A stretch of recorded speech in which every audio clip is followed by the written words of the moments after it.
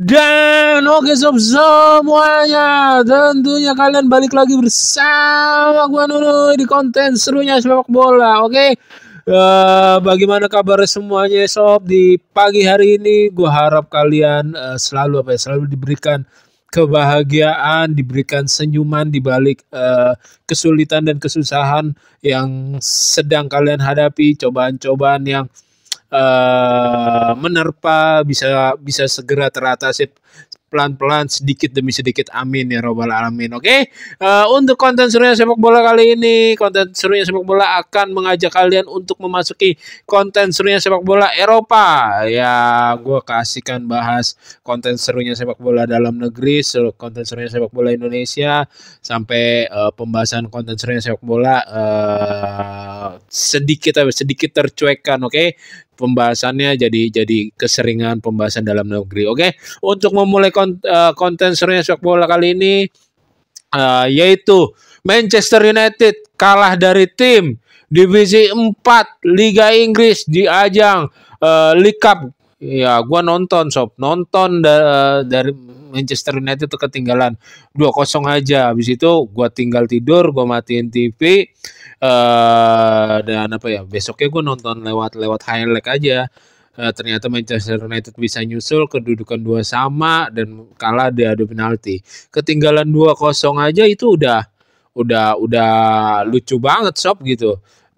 Dimulai dari Onana blunder, nangkap kepala orang, bolanya kemana, dia memotong bolanya kemana gitu kan. Terus kalahnya kan sama dari, gue sampai lupa tuh nyebutin nama klubnya, Grimby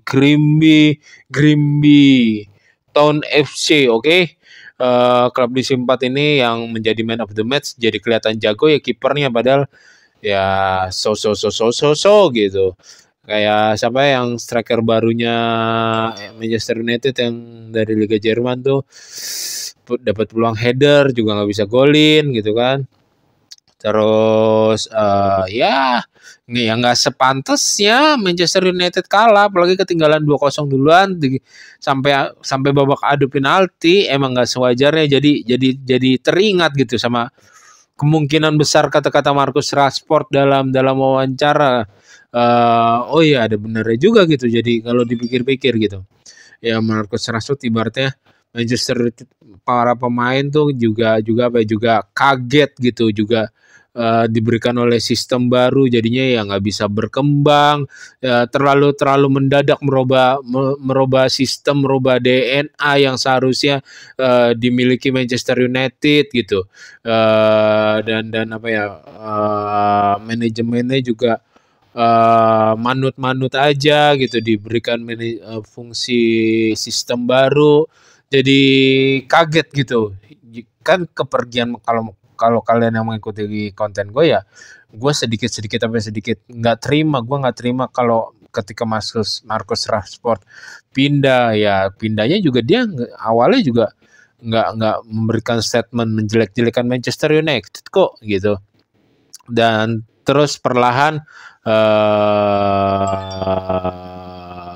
Garnacho sekarang udah fix pindah ke Chelsea. Nanti gue bahas Garnacho juga. Ya berarti kan kalau seperti ini, permainan Manchester United lawan klub divisi 4 juga nggak enak ditonton, ya berarti kan bukan dari para pemainnya juga yang salah. Kalau awal kepindahannya Ruben Amorim ke Manchester United sih gue ngedukung gitu. Gue ngedukung perubahannya, gue ngedukung masuknya penyegaran pelatih baru. Cuman kok kayak sistemnya gitu ada yang salah gitu, kayaknya nggak cocok di Manchester United. Ya entah itu Ruben Amorim mau mengembalikan DNA-nya Manchester United, coba merubah formasi, coba merubah skema, ya ataupun ya keyakinan gue sama Ruben Amorim mulai memudar. Lawan tim divisi 4 aja lo ketinggalan dulu 2-0, main lo berantakan, ya main lo kurang lah gitu. nggak sepantasnya lawan tim divisi 4 lu banyak nurunin pemain-pemain yang masih masih reguler, masih sering jadi starting gitu. Nggak sepantasnya lu bermain seperti itu gitu. Apalagi yang pembelian-pembelian mahalnya juga kurang perform pas main lawan klub divisi 4 gitu.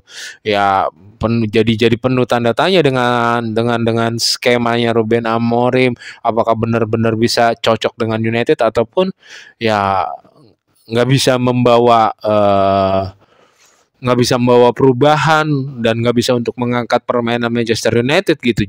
Jadi timbul tanda tanya sendiri gua gitu.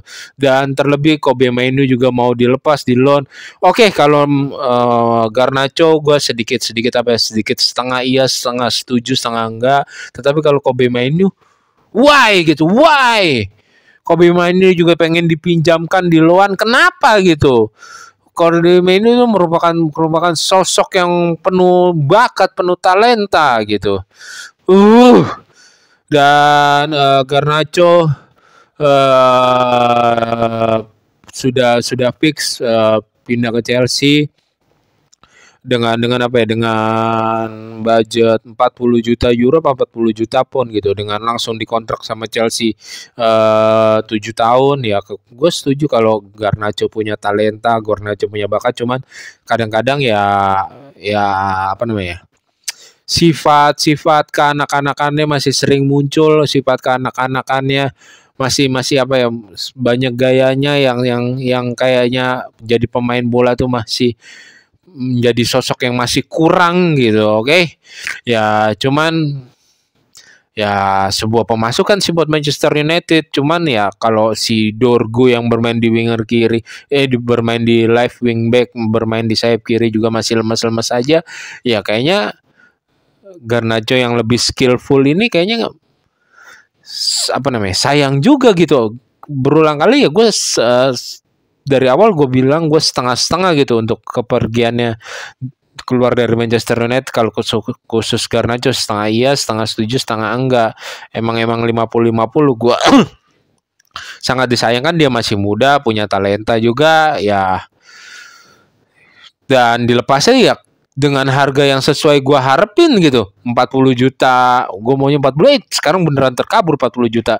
Dan ya bener-bener kalau untuk Garnacho ini ya good termasuk good deal lah untuk kontrak. Semoga Garnacho bisa menjawab pembeliannya ini, menjawab kontrak panjangnya ini yang dipercayakan untuk Chelsea, dipercayakan oleh Chelsea kepada Garnacho sepanjang selama 7 tahun ini.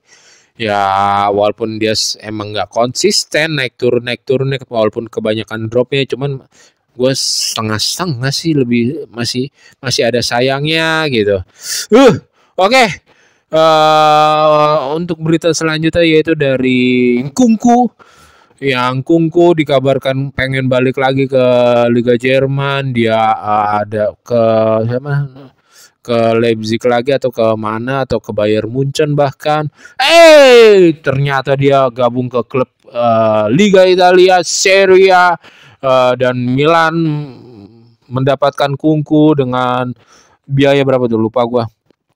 Dengan biaya 37 juta euro, 37 juta euro. Ada transfer klausulnya.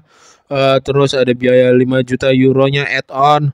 Terus berarti 43 ya segitulah.